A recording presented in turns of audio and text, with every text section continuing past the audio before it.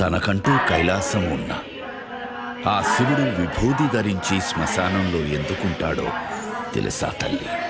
మనిషి చనిపోయాక దహన కార్యక్రమాల అనంతరం ఆ దేహాన్ని ఒంటరిగా విడిచి అందరూ వెళ్ళిపోతారు.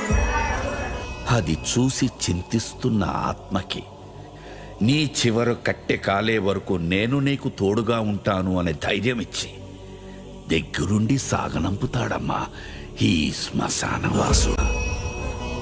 మరణంలో తోడుండే ఆ మహాశివుడు తన ప్రియభక్తుడు ప్రాణాలు తీసుకెళ్ళడానికి యమధర్మరాజు వచ్చినప్పుడు మార్కండేయుడు మృత్యుంజయ మంత్రం జపిస్తూ అక్కడున్న శివలింగాన్ని కౌగిలించుకున్నప్పుడు అదే శివలింగం నుండి ఉగ్ర రూపంలో వచ్చి మృత్యుదేవతకే మృత్యువు చూపించి మార్కండేయుడు ప్రాణాల్ని కాపాడిన మహా